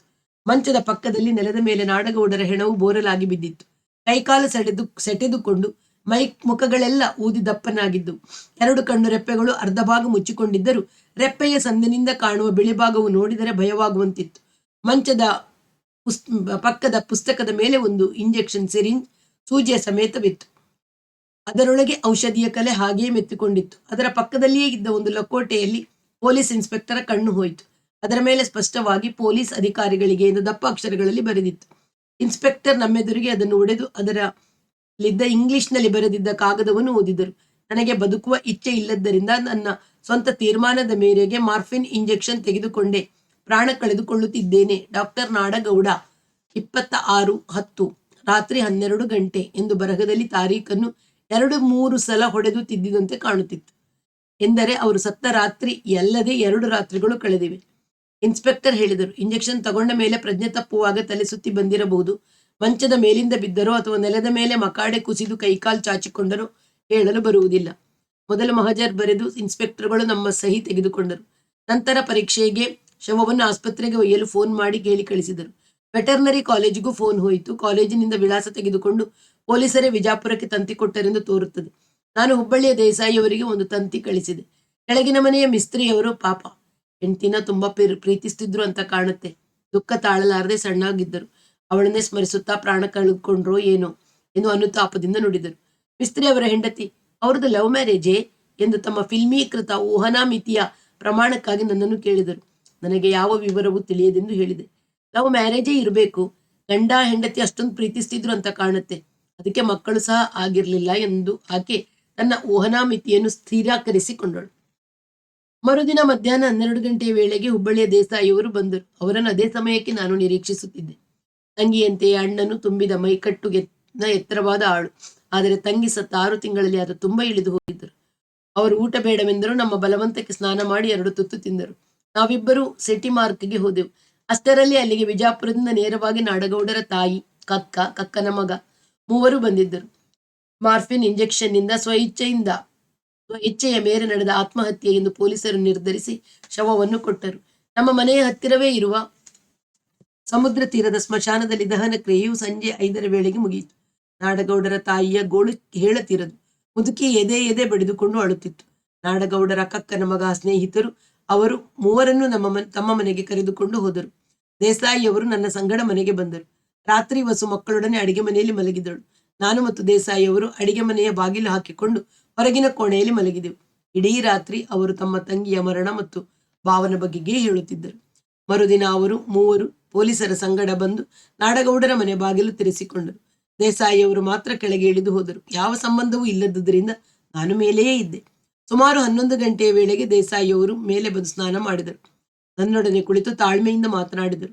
ನಾನು ಹಾಕಿಕೊಟ್ಟ ದಿಂಬುವರೆಗೆ ವಿರಾಮದಿಂದ ಕಾಲು ನೀಡಿಕೊಂಡು ಸ್ವಲ್ಪ ಹೊತ್ತ ವಿಶ್ರಮಿಸಿದ ನಂತರ ಮಾತನಾಡಲು ಪ್ರಾರಂಭಿಸಿದರು. ನೋಡಿ ರಾಯರ, ಅವ ಸತ್ತ. ಅವನು ಕಾಕನ್ ಮಗ ಇಬ್ಬರೂ ಕೂಡಿ ಇವತ್ತು ಮನಿ ಖಾಲಿ ಮಾಡಿ ಎಲ್ಲ ಸಾಮಾನು ವಿಜಾಪುರಕ್ಕೆ ರವಾನೆ ಮಾಡ್ತಾರೆ. ಆ ಸಾಮಾನಾಗ ನನ್ನ ತಂಗಿಗೆ ಮದುವೆ ಆಗಿ ಮತ್ತು ಆಮೇಲೆ ಕೊಟ್ಟ ಬೆಳ್ಳಿ ಬಂಗಾರ ಸೀರೆ ಎಲ್ಲ ಅವ. ಆ ತಂಗಿನೇ ಹೋದ್ಮೇಲೆ ನಾನು ಯಾಕೆ ಅದನ್ನ ಕೇಳಿ? ಊರಾಗಿರೋ ಹೊಲ ಮನಿ ಎಲ್ಲ ಆ ಕಕ್ಕನ ಮಗನಿಗೆ ಹೋಗ್ತಾವ. ಈ ಮುದುಕಿಗೆ ಯಾರ್ ದಿಕ್ಕು? ಒಂದು ಕೂಸಾದ್ರೂ ಇದ್ದಿದ್ರೆ. ದೇಸಾಯಿಯವರೇ, ಕೂಸು ಇದ್ದಿದ್ರೆ ಅವರು ಆತ್ಮಹತ್ಯೆ ಯಾಕೆ ಮಾಡ್ಕೋತಿದ್ರು? ನಿಮ್ ತಂಗಿಯಾದ್ರೂ ಯಾಕೆ ಸಾಯ್ತಿದ್ರು? ನೀವು ಮೂಲ ಕಾರಣನೇ ಮರಿತೀರಲ್ಲ ನಾನೆಂದೆ. ನನ್ನ ತಲೆ ಕೆಟ್ಟದ ಅಂತ ಕಾಣ್ತದೆ ಬಿಡ್ರಿ ಎಂದು ಅವರು ಏನೋ ಜ್ಞಾಪಿಸ್ಕೊಂಡವರಂತೆ ಎದ್ದು ತಮ್ಮ ನೀಳಕೋಟಿನ ಬಲಕಿಸೆಯಿಂದ ಒಂದು ಪಾಕೆಟ್ ಡೈರಿ ತೆಗೆದು ನನ್ನ ಕೈಲಿ ಕೊಟ್ರು. ಇದು ನಾಡಗೌಡನ ಈ ಸಾಲಿನ ಡೈರಿ. ಮ್ಯಾಜಿನ ಕಾನ್ಯಾಗಿತ್ತು. ಅವ್ರು ಉಳುಕಿ ಸಾಮಾನೆಲ್ಲ ತಪಾಸ್ ಮಾಡ್ತಿದ್ರು. ನಾನು ಹಂಗೆ ಇದನ್ನ ನೋಡ್ತಿದ್ದೆ. ಅಲ್ಲಲ್ಲೇ ಸುಧಾ ಅಂತ ಬರ್ದಿದ್ದ. ಏನೋ ಸ್ವಂತ ವಿಷಯ ಇರ್ಬೋದು ಅಂತ ನೋಡಿದೆ. ನನಗೆ ಇಂಗ್ಲಿಷ್ ಬರೋಬ್ಬರಿ ತಿಳಿಯಲ್ಲ. ನೀವು ಓದ್ಲಿ ಅಂತ ಹಂಗೆ ಕಿಸೆದಾಗ ಇಟ್ಕೊಂಡು ಬಂದೆ. ಅದು ಇದೇ ವರ್ಷದ ಡೈರಿ. ಈಗ ಅಕ್ಟೋಬರ್ ತಿಂಗಳು ನಡೆಯುತ್ತಿದೆ. ವರ್ಷದ ಮೊದಲಿನ ಹಾಳೆಗಳಲ್ಲಿ ಏನೇನೋ ವಿಷಯಗಳು ತುಂಬಿವೆ. ನನ್ನ ಆಸ್ತಿಗೆ ಸಂಬಂಧಿಸಿದ ಎಷ್ಟೋ ಇದ್ದವು. ಆದರೆ ಉದ್ದಕ್ಕೂ ಹೆಚ್ಚಾಗಿ ಅವರ ಸಂಶೋಧನೆಗೆ ಸಂಬಂಧಿಸಿದ, ಪಶುಗಳ ಕೃತಕ ಗರ್ಭಧಾರಣೆಗೆ ಸಂಬಂಧಿಸಿದ, ಆಗ ತಾನೇ ಪ್ರಕಟವಾದ ಎಷ್ಟೋ ಹೊಸ ಗ್ರಂಥಗಳು, ಯಾವುದೋ ತಜ್ಞ ಪತ್ರಿಕೆಯ ಲೇಖನದ ಹೆಸರುಗಳು ಇದ್ದವು. ತಮ್ಮ ದಾಂಪತ್ಯಕ್ಕೆ ಸಂಬಂಧಿಸಿದ ವಿಷಯವನ್ನು ಮಾರ್ಚ್ 2ನೇ ತಾರೀಕಿನ ಹಾಳೆಯಲ್ಲಿ ಬರೆದುಕೊಂಡಿದ್ದರು. ನಾನು ಶಸ್ತ್ರಚಿಕಿತ್ಸೆ ಮಾಡಿಕೊಂಡು ಇಂದಿಗೆ 2 ತಿಂಗಳಾದವು. ಇಷ್ಟು ದಿನ ಸಂಯಮವನ್ನು ಸುಧಾ ಬ್ರಹ್ಮಚರ್ಯೆಯಿಂದ ತಿಳಿದಿದ್ದಾಳೆ. ಯಾವುದೋ ದೇವರ ಹೆಸರು ಹೇಳಿ ಬ್ರಹ್ಮಚರ್ಯ ಎಂದರೆ ಅವಳು ಶಾಂತವಾಗಿ ಒಪ್ಪುತ್ತಾಳೆ. ಮಕ್ಕಳು ಬೇಡವಾದ ಸಂಯೋಗವೆಂದರೆ ಅವಳು ಸಿಡಿದು ಬೀಳುತ್ತಾಳೆ. ಶತಶತಮಾನಗಳಿಂದ ಬಂದ ಈ ನಂಬಿಕೆಯು ಅವಳ ಸುಪ್ತ ಮನಸ್ಸಿನಲ್ಲಿ ಪ್ರವೃತ್ತಿಯಾಗಿ ಬಿಟ್ಟಿದೆ ಎಂದು ನಾನು ವ್ಯಾಖ್ಯೆ ಮಾಡುತ್ತೇನೆ. ಮಾರ್ಚ್ 5ನೇ ತಾರೀಕಿನ ಹಾಳೆಯಲ್ಲಿ ಹೀಗಿತ್ತು. ನಿನ್ನೆಯ ರಾತ್ರಿ ನಾನು ಸುಧಾಳನ್ನು ಸಮೀಪಿಸಿದೆ. ಅವಳು ನಿರುತ್ಸಾಹಿಯಾಗಿದ್ದಳು. ನಿಯಂತ್ರಣದ ಯಾವ ಸಾಧನವೂ ಇಲ್ಲದೆ ಸಮೀಪಿಸಿದ್ದರಿಂದ ಅವಳಿಗೆ ತುಂಬಾ ಸಂತೋಷ ಮುಖದ ಮೇಲೆ ಕಾಣುತ್ತಿತ್ತು. ಎಲ್ಲ ಆದ ಮೇಲೆ ಅವಳು, ನಿಮಗೆ ಈಗಲಾದ್ರೂ ಬುದ್ಧಿ ಬಂತು ಎಂದಳು. ಆಗಲ್ಲ, ನಾನು ಶಸ್ತ್ರಚಿಕಿತ್ಸೆ ಮಾಡಿಕೊಂಡೆ, ಇನ್ಯಾವ ಸಾಧನದ ಅಗತ್ಯವಿಲ್ಲ ಎಂದು ನಾನು ಹೇಳಿದಾಗ ಅವಳು ಬಿದ್ದು ಹತ್ತಳು. ಇಡೀ ರಾತ್ರಿ ಅಳುವುದನ್ನು ನಿಲ್ಲಿಸಲಿಲ್ಲ. ಮಾರ್ಚ್ 8ನೇ ತಾರೀಕು. ನಿನ್ನೆಯ ರಾತ್ರಿ ನನಗೂ ಅವಳಿಗೂ ಬಹಳ ಮಾತಾಯಿತು. ಅವಳು ಇಂತಹ ಹಠಮಾರಿ ಎಂಬ ಕಲ್ಪನೆಯೇ ನನಗಿರಲಿಲ್ಲ. ಚರ್ಚೆಗಾಗಲಿ ವಿಚಾರಕ್ಕಾಗಲಿ ಬಗ್ಗದ ಹಠಮಾರಿತನ ಅವಳದು. ಯಾಕೆ ನೀವು ಹಾಗೆ ಮಾಡಿಸ್ಕೊಂಡ್ರಿ ಎಂದು ಅವಳು ಒತ್ತಿ ಕೇಳಿದಳು. ನಾನು ಮೊದಲ ಸಲ ನಿಜ ಸಂಗತಿಯನ್ನು ಹೇಳಿದೆ. ನನಗೂ ಗೊತ್ತಿದೆಯಲ್ಲ, ನಮ್ಮ ಅಪ್ಪ ಡಯಾಬಿಟಿಸ್ನಿಂದ ಸತ್ತರು. ಅಕ್ಕನಿಗೂ 45ನೇ ವಯಸ್ಸಿಗೆ ಡಯಾಬಿಟಿಸ್ ಕಾಣಿಸ್ಕೊಂಡಿದೆ. ಅವರು ದಿನವೂ ಇನ್ಸುಲಿನ್ ಇಂಜೆಕ್ಷನ್ ತೆಗೆದುಕೊಳ್ಳುತ್ತಾರೆ. ಈ ಆನುವಂಶಿಕ ಕಾಯಿಲೆ ನನಗೂ ಬರಬಹುದು. ಮುಂದಿನ ನಮ್ಮ ಮಕ್ಕಳಿಗೂ ಬರುವ ಸಾಧ್ಯತೆ 100ಕ್ಕೆ 90ರಷ್ಟು ಇದೆ. ಅಂತಹ ಮಕ್ಕಳು ಹುಟ್ಟಿ ಆಗಬೇಕಾದದ್ದೇನು? ಸದೃಢರು, ನಿರೋಗಿಗಳು ಹುಟ್ಟುವ ಅನುವಂಶಿಕತೆ ನಮ್ಮಲ್ಲಿ ಇಲ್ಲ. ಹಾಗಾಗಿ ನಮಗೆ ಮಕ್ಕಳು ಬೇಡ. ಅವಳ ತಲೆಗೆ ಇದು ಹೇಗೆ ಹೋಗಬೇಕು? ಮುಂದಿನ ಮಕ್ಕಳನ್ನು ನಿರ್ಣಯಿಸಲು ನೀವು ಬ್ರಹ್ಮನೇ. ಅಕಸ್ಮಾತ್ ಅವು ಅಲ್ಪಾಯುಗಳಾಗಿ ಸತ್ತರೂ ಸರಿ, ನನಗೆ ಮಕ್ಕಳು ಬೇಕು. ಮಕ್ಕಳು ಹುಟ್ಟಲಿ ಸಾಯಲಿ, ಆದರೆ ಹುಟ್ಟದೇ ಇರಬಾರದು ಎನ್ನುವುದು ಅವಳ ಹಠ. ಇದು ಅವಳ ಮಾತೃ ಪ್ರವೃತ್ತಿಯ ಪರಿಣಾಮವೆಂಬುದು ನನಗೆ ತಿಳಿಯುತ್ತದೆ. ಆದರೆ ಪ್ರವೃತ್ತಿಯನ್ನು ವಿಚಾರವು ನಿಯಂತ್ರಿಸಿದರೇನೇ ಜೀವನವನ್ನು, ಭವಿಷ್ಯದ ಪೀಳಿಗೆಯನ್ನು ಸುರಕ್ಷಿತವಾಗಿ ಮಾಡಬಹುದು. ಮಾರ್ಚ್ 15. ಅವಳು ನನ್ನ ಸಂಗಡ ಸರಿಯಾಗಿ ಮಾತನಾಡುತ್ತಲೇ ಇಲ್ಲ. ನನ್ನ ವಿಚಾರವು ಅವಳ ತಲೆಗೆ ಹೋಗುವುದೇ ಇಲ್ಲ. ನಿನ್ನೆ ರಾತ್ರಿ ನಾನು ಸಮೀಪಿಸಿದಾಗ ಅವಳು ಮೊದಲೇ ನಿರ್ಧರಿಸಿಕೊಂಡಂತೆ ತಿರಸ್ಕರಿಸಿ ಬಿಟ್ಟಳು. ಮಕ್ಕಳೇ ಬೇಡದವರಿಗೆ ಇದು ಯಾಕೆ ಎಂದು ವಾದಿಸಿದಳು. ಮಕ್ಕಳು ಆಗುವುದಕ್ಕೂ ದಾಂಪತ್ಯ ಸುಖಕ್ಕೂ ಸಂಬಂಧವಿಲ್ಲ ಎಂದು ನಾನು ಎಷ್ಟು ವಿಧವಾಗಿ ವಿವರಿಸಲು ಯತ್ನಿಸಿದರೂ ಅವಳು ಆ ಮಾತನ್ನು ಕೇಳುವುದೇ ಪಾಪವೆನ್ನುವಂತೆ 2 ಕಿವಿಗಳಿಗೂ ಬೆರಳನ್ನು ಇಟ್ಟುಕೊಂಡು ಮಲಗಿದಳು. ಕೋಪದಿಂದ ನಾನು ಒಂದು ಪೆಟ್ಟು ಕೊಟ್ಟೆ. ನೀವು ಎಷ್ಟು ಹೊಡೆದರೂ ನನ್ನನ್ನು ಗೆಲ್ಲಲಾರಿರಿ, ನನ್ನನ್ನು ಗೆಲ್ಲುವ ಶಕ್ತಿ ನಿಮಗಿಲ್ಲ ಎಂದು ಬಿಟ್ಟಳು. ನನಗೆ ಅಪಮಾನವೆನಿಸಿತು. ಆದರೆ ನನ್ನ ವಿಚಾರವು ತಪ್ಪೆಂದು ಮನುಷ್ಕನಾಗಿ ನಿರ್ಣಯಿಸಿಕೊಳ್ಳಲಿಲ್ಲ. ಸುಧೆಯಂತ ಅವಿಚಾರಕ ಹೆಂಗಸಿನ ಮಾತಿಗೆ ನಾನು ನಾಚಿಕೆ ಪಟ್ಟುಕೊಳ್ಳಬಾರದು. ಮಾರ್ಚ್ 22. ನಿಜವಾದ ವಿಷಯವನ್ನು ನಾನು ಸುಧಾಗಿ ಹೇಳಿದ್ದೇ ತಪ್ಪು. ಯಾವ ಸಾಧನವೂ ಇಲ್ಲದೆ ಸಂಯೋಗಿಸಿದರೂ ಮಕ್ಕಳು ಆಗಲಿಲ್ಲ, ದೇವರು ಕೊಡಲಿಲ್ಲ, ಮಾಡುವುದೇನು ಎಂದು ಹೇಳಿಬಿಟ್ಟಿದ್ದರೆ ಅವಳು ಹಾಗೆಯೇ ನಂಬುತ್ತಿದ್ದಳು. ನನ್ನ ಬಗೆಗೆ ಆತ್ಮೀಯತೆಯಿಂದಲೂ ನಡೆದುಕೊಳ್ಳುತ್ತಿದ್ದಳು. ಯಾವುದೋ ವೈಜ್ಞಾನಿಕ ಭಾವದಲ್ಲಿ ನಾನು ಇದ್ದದ್ದನ್ನು ಇದ್ದಂತೆ ಹೇಳಿದ್ದೇ ಇಷ್ಟೆಲ್ಲ ವಿರಸಕ್ಕೆ ಕಾರಣವಾಯಿತು. ಇದನ್ನು ಸರಿಪಡಿಸುವುದು ಹೇಗೆ? ಮಾರ್ಚ್ 24. ಯಾವ ವೈಜ್ಞಾನಿಕ ಸಂಶೋಧನೆಗೂ ಹಿಂದೂಸ್ತಾನದ ಜನರು ನಿಷ್ಪ್ರಯೋಜಕರು. ಒಬ್ಬನ ಆನುವಂಶಿಕತೆಯನ್ನು ನಿರ್ಣಯಿಸಲು ಬೇಕಾದ ವಿಷಯಗಳು ಸುಲಭವಾಗಿ ದೊರೆಯುವುದಿಲ್ಲ. ವಿದ್ಯಾವಂತರಾಗಿ ದೊಡ್ಡ ನಗರಗಳಲ್ಲಿರುವ ಶ್ರೀಮಂತ ಜನರು, ತಂದೆ ತಾತಂದಿರು ಅಷ್ಟೇ ವಿದ್ಯಾವಂತರಾಗಿದ್ದರೆ ಅವರ ದೈಹಿಕ ಮತ್ತು ಮಾನಸಿಕ ಆರೋಗ್ಯಕ್ಕೆ ಸಂಬಂಧಿಸಿದ ದಾಖಲೆಗಳು ಸಿಕ್ಕುತ್ತವೆ. ಉಳಿದ ಎಷ್ಟೋ ಜನಕ್ಕೆ ಅವರ ತಂದೆ ಸತ್ತ ನಿಜವಾದ ಕಾರಣವೇ ತಿಳಿದಿರುವುದಿಲ್ಲ. ಮೇಲಿನ ಮನೆಯ ಮಿಸ್ಟರ್ ಶ್ರೀಪತಿಯ ಬಗೆಗೆ ಯೋಚನೆ ಬರುತ್ತದೆ. ಹಿಂದೆ ಅವರೇ ಹೇಳಿದ್ದರು. ಅವರ ತಂದೆ ಪ್ಲೇಗು ಆಗಿ ಬದುಕಿದ್ದರಂತೆ. ವಿಷಾಣುವನ್ನು ನಿರೋಧಿಸುವ ಶಕ್ತಿ ಅವರ ರಕ್ತದಲ್ಲಿರಬೇಕು. ಅವರು ಸತ್ತದ್ದು ನೀರಿನ ದುರ್ಘಟನೆಯಲ್ಲಂತೆ. ಅದು ಆನುವಂಶಿಕ ದೋಷಕ್ಕೆ ಸಂಬಂಧಿಸಿದ ಕಾರಣವಲ್ಲ. ಅವರ ತಾತ 95 ವರ್ಷ ನಿರೋಗಿಯಾಗಿ ಬದುಕಿದ್ದರಂತೆ. ತಾತನ ತಂದೆಯೂ ದೀರ್ಘಾಯುವಂತೆ. ಅವರಿಗೆ ಮುಪ್ಪಿನಲ್ಲೂ ಹಲ್ಲು ಬಿದ್ದಿರಲಿಲ್ಲವಂತೆ. ಶ್ರೀಪತಿಯವರ ತಾಯಿ ಸತ್ತದ್ದು ಕಾಲರಾದಲ್ಲಿ. ಅದು ಆನುವಂಶಿಕ ದೋಷವಲ್ಲ. ಆದರೂ ಮಿಸ್ಟರ್ ಶ್ರೀಪತಿಯವರ ರಕ್ತ ಪರೀಕ್ಷಿಸಿ ಅವರ ವೀರ್ಯವನ್ನು ಕೊಡಿ ಎಂದು ಕೇಳಿದರೆ ಹೇಗೆ? ನಿಜವಾದ ಕಾರಣವನ್ನು ಹೇಳಬಾರದು. ನಮ್ಮ ಒಂದು ಪ್ರಯೋಗಕ್ಕೆ ಬೇಕು ಎನ್ನಬಹುದು. ಆದರೆ ಅವರ ಮನೆಯಲ್ಲಿ ಸುಧಾಗೂ ಬಹಳ ಸ್ನೇಹ. ಮುಂದೆ ಅಕಸ್ಮಾತ್ ಸುಧಾಗೆ ವಿಷಯ ತಿಳಿದರೆ ನನ್ನ ಆಕ್ಷೇಪವಿಲ್ಲ. ಮಾನಸಿಕವಾಗಿ ಇದು ಬೇರೆ ರೀತಿಯ ಶಕ್ತಿಗಳಿಗೆ ಎಡೆ ಕೊಟ್ಟರೆ ಅವರ ಸಂಸಾರದಲ್ಲೂ ಸಾಮರಸ್ಯ ಉಳಿಯುವುದಿಲ್ಲ. ನನ್ನ ಮತ್ತು ಸುಧಾಳ ಸಂಬಂಧದಲ್ಲೂ ಉಳಿಯಲಾರದು. ಏಕೆಂದರೆ ಮಿಸ್ಟರ್ ಶ್ರೀಪತಿ ನಮ್ಮ ನೆರೆಯಲ್ಲಿಯೇ ಇರುತ್ತಾರೆ. ಆದ್ದರಿಂದ ಶ್ರೀಪತಿಯವರ ವಿಚಾರ ಬೇಡ. ಮಾರ್ಚ್ 26. ನಮ್ಮ ಅಟೆಂಡರ್ ಢವಳೆಯ ಆನುವಂಶಿಕತೆಯನ್ನು ವಿಚಾರಿಸಿದೆ. ಅವನು ಹೇಳುವ ಮಟ್ಟಿಗೆ ಅದು ನಿರೋಗಿಯೂ ದೀರ್ಘಾಯುವಾದ ಪರಂಪರೆ. ನಾನು ಅವರ ತಂದೆ ತಾತರ ಫೋಟೋಗಳನ್ನು ನೋಡಿದೆ. ಅವರಿಬ್ಬರು ಬದುಕಿದ್ದಾರಂತೆ. ಢವಳೆಗೆ ಈಗ 30 ವರ್ಷ. ಬುದ್ಧಿಶಕ್ತಿಯು ಮೇಲ್ಮಟ್ಟದ್ದು. ಬಡತನದಿಂದ ಮುಂದೆ ಓದಲಿಲ್ಲ. ಅವನ ರಕ್ತವನ್ನು ಪರೀಕ್ಷಿಸಿದೆ. ಪ್ರಯೋಗಕ್ಕೆಂದು ಕೇಳಿದೆ. ನಾನು ಕೇಳಿದಾಗ ವೀರ್ಯವನ್ನು ಕೊಡಲು ಒಪ್ಪಿದ್ದಾನೆ. ಅವನ ದೃಢಕಾಯವು ಮೈಕಟ್ಟು ಭವಿಷ್ಯವನ್ನು ಗೆಲ್ಲುವ ಉತ್ಸಾಹವನ್ನು ಪ್ರಕಟಿಸುತ್ತದೆ. ಮಾರ್ಚ್ 29. ಸುಮಾರು 15 ದಿನದಿಂದ ಲೈಂಗಿಕ ಸಂಪರ್ಕವಿಲ್ಲದ ನನ್ನನ್ನು ಸುಧಾ ಮತ್ತೆ ತಿರಸ್ಕರಿಸಿದಾಗ ನಾನು ಕೋಪಿಸಿಕೊಂಡದ್ದು ಸಹಜ. ಅವಳು ಹಿಡಿದದ್ದೇ ಹಠ. ಮಕ್ಕಳೇ ಬೇಡದ ದಂಪತಿಗಳಿಗೆ ಈ ಸಂಬಂಧವು ಯಾಕೆ ಬೇಕು ಎನ್ನುವುದು ಅವಳು ಮೂರ್ಖ ಪ್ರಶ್ನೆ. ನನಗೆ ಇನ್ನು ಮಕ್ಕಳಾಗುವ ಸಾಧ್ಯತೆ ಇಲ್ಲವೆಂದು ಅವಳು ತನ್ನಲ್ಲಿಯೇ ಅಳುತ್ತಿರುವುದು ನನಗೆ ಗೊತ್ತಿದೆ. ನನ್ನ ಕೋಪವನ್ನು ಶಮನ ಮಾಡಿಕೊಂಡು ನಿನ್ನೆ ರಾತ್ರಿ ನಾನು ಅವಳಿಗೆ ಹೇಳಿದೆ, ಯೋಚಿಸಬೇಡ, ನಮಗೆ ಖಂಡಿತ ಮಕ್ಕಳಾಗುತ್ತವೆ ಎಂದು ಹೇಳಿದೆ. ಮೊದಲು ಅವಳು ನಂಬಲಿಲ್ಲ. ಮತ್ತೆ ನಾನು ಹೇಳಿದ ಮೇಲೆ ಕೇಳಿದಳು, ಮಕ್ಕಳ ಆಗುವ ಹಾಗೆ ನೀವು ಮತ್ತೆ ಆಪರೇಷನ್ ಮಾಡಿಸಿಕೊಂಡಿರಾ? ಆಗಲ್ಲ, ನಾನು ಮತ್ತೆ ಆಪರೇಷನ್ ಮಾಡಿಸ್ಕೊಳ್ಳುವ ಹಾಗಿಲ್ಲ. ಮತ್ತೆ ಮಕ್ಕಳಾಗುವುದು ಹೇಗೆ? ನನ್ನ ಯೋಜನೆಯನ್ನು ವಿವರಿಸಿ ಹೇಳಿದೆ. ಅದು ಬರೀ ಇಂಜೆಕ್ಷನ್ ಕೊಟ್ಟ ಹಾಗೆ. ನಾನೇ ಮಾಡ್ತೀನಿ. ದೃಢಕಾಯದ ಬುದ್ಧಿಶಾಲಿಯು ನಿಯೋಗಿಯು ದೀರ್ಘಾಯು ಆದ ಮಗು ಹುಟ್ಟುತ್ತದೆ. ಈ ಮಾತಿನಿಂದ ಅವಳಿಗೆ ಸಂತೋಷವಾಗುತ್ತದೆ ಎಂಬ ನನ್ನ ನಿರೀಕ್ಷೆ ತಪ್ಪಾಯಿತು. ಅವಳು ಕೆರಳಿದ ಹೆಣ್ಣು ಹುಲಿಯಂತೆ ನನ್ನ ಕೈಯಲ್ಲಿ ಜಗಳವಾಡಿದಳು. ನಾನು ವಂಶಸ್ಥರ ಮನೆ ಮಗಳು. ನೀವಿಷ್ಟು ನೀಚರು ಅಂತ ಗೊತ್ತಿದ್ರೆ ನಮ್ಮ ಅಣ್ಣ ನಿಮ್ಗೆ ನನ್ನನ್ನ ಕೊಟ್ಟು ಮದುವೆ ಮಾಡ್ತಿರ್ಲಿಲ್ಲ. ನಾನು ಪತಿವ್ರತೆ ಎಂದಳು. ಇದರಲ್ಲಿ ತಪ್ಪೇನಿದೆ? ನಿನ್ನ ಪಾತಿವ್ರತ್ಯ ಹಾಳಾಗುವಂಥದ್ದು ಏನಿದೆ? ನಾನು ಒಪ್ತೀನಿ. ಅಲ್ಲದೆ ಇದೇನು ಬೇರೆ ಗಂಡಸಿನ ಸಂಘ ಮಾಡಿದಂತೆ ಅಲ್ಲ ಎಂದು ನಾನು ವಿವರಿಸಿದರೂ ಅವಳ ತಲೆಗೆ ಅದು ಹೋಗಲಿಲ್ಲ. ಪರಪುರುಷ ಸಂಘವೇ ಮಾಡಬೇಕೆ? ಈ ವಂಶದ ಮಗುವಿನ ತಾಯಿಯಾಗುವುದಕ್ಕೆ ನನ್ನನ್ನು ಕೊಟ್ಟು ಮದುವೆ ಮಾಡಿರೋದು. ಈ ವಂಶದ್ದಲ್ಲದೆ ಬೇರೆ ರಕ್ತವನ್ನು ನನ್ನ ಹೊಟ್ಟೆಯಲ್ಲಿ ಇಟ್ಕೊಂಡು ಬೆಳೆಸಿದರೆ ಅದು ನನ್ನ ಧರ್ಮ ಏನಾದೀತು? ನೀವು ಚಾಂಡಾಲರು. ಸುಧಾ, ನೀನು ಹಳೆಯ ನಂಬಿಕೆಯನ್ನು ಬಿಡು. ವಂಶ ಕುಲ ಇವೆಲ್ಲ ಮೂಢನಂಬಿಕೆ. ದೃಢ ಕಾಯನು ದೀರ್ಘಾಯು.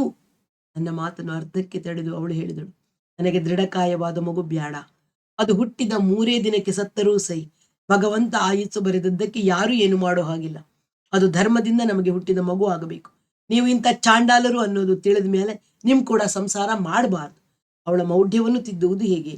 ಏಪ್ರಿಲ್ 4. ಸುಧಾ ನನ್ನ ಸಂಗಡ ಮಾತನ್ನೇ ಆಡುತ್ತಿರಲಿಲ್ಲ. ನಾನು ತಾಳ್ಮೆಯಿಂದ ಇದ್ದೇನೆ. ಕೆಲವು ದಿನ ಕಳೆದ ಮೇಲೆ ಅವಳು ಪರಿಸ್ಥಿತಿಗೆ ಹೊಂದಿಕೊಳ್ಳುತ್ತಾಳೆ. ಬೇರೆ ವೀರ್ಯದಿಂದ ಅವಳ ಮಗು ಪಡೆಯಬೇಕೆಂಬ ಬಯಕೆಯೇನು ನನಗಿಲ್ಲ. ಆದರೆ ಅವಳ ಮಾತೃ ಪ್ರವೃತ್ತಿಯನ್ನು ಪೂರೈಸುವ ಸಲುವಾಗಿಯೇ ನಾನು ಅನ್ಯ ವೀರ್ಯದ ಕೃತಕ ವಿಧಾನವನ್ನು ಪ್ರಸ್ತಾಪಿಸಿದ್ದು. ನಾನು ಅವಳೊಡನೆ ವ್ಯವಹರಿಸುವಾಗ 2ನೇ ಸಲ ಅಚಾತುರ್ಯದಿಂದ ವರ್ತಿಸಿದೆನೆಂದು ಕಾಣುತ್ತೆ. ಮಕ್ಕಳಾಗುವಂತೆ ನಾನೇ ಪುನಃ ಶಸ್ತ್ರಚಿಕಿತ್ಸೆ ಮಾಡಿಕೊಂಡೆನೆಂದು ಒಂದು ಸುಳ್ಳು ಹೇಳಿ, ಅವಳ ಯಾವುದೋ ಒಂದು ರೋಗ ನಿವಾರಣೆಗೆ ಔಷಧಿ ಎಂದು ಹೇಳಿ ಅವಳಿಗೆ ಅನ್ಯವೀರ್ಯವನ್ನು ಕೃತಕವಾಗಿ ಪ್ರಯೋಗಿಸಿದ್ದರೆ ಎಲ್ಲವೂ ಶಾಂತವಾಗುತ್ತಿತ್ತು. ಸರಳವಾದ ಪ್ರಾಮಾಣಿಕತೆ ನನ್ನ ಸ್ವಭಾವ. ಅದರಿಂದಲೇ ಇಷ್ಟೊಂದು ವಿರಸವಾಗುತ್ತಿದೆ. ಈಗ ಸುಮಾರು 3 ತಿಂಗಳ ಹಿಂದಿನ ಮಾತು. ಸುಧಾ ಇಡೀ ರಾತ್ರಿ ಜೋಶಿ ಮೆಟರ್ನಿಟಿ ಹೋಮಿನಲ್ಲಿದ್ದು ಮೇಲಿನ ಮನೆಯ ಮಿಸೆಸ್ ಶ್ರೀಪತಿಯವರ ಹೆರಿಗೆ ಬೇನೆಯನ್ನು ಸ್ವತಃ ಕಣ್ಣುಗಳಿಂದ ನೋಡಿದಳಂತೆ. ಮರುದಿನ ನನ್ನ ಸಂಗಡ ಅವಳು ಈ ಯಮಯಾತನೆಯನ್ನು ಹೇಳಿಕೊಂಡು, ಅಬ್ಬಾ, ಮನುಷ್ಯಾದಿಗಳಿಗೆ ಅಂತ ಹಿಂಸೆ ಬರಬಾರದು ಎಂದಳು. ಆಗಿದ್ದು ನೀನು ಮಕ್ಕಳನ್ನು ಯಾಕೆ ಬಯಸುತ್ತೀ ಎಂದು ನಾನು ಕೇಳಿದೆ. ಓಹ್, ನಿಮ್ಮದು ಯಾವಾಗಲೂ ಸ್ವಾರ್ಥದ ಬುದ್ಧಿ. ಅವರಿಗೆ ಎಷ್ಟು ಚಂದದ ಮಗುವಾಗಿದೆ ಗೊತ್ತಾ?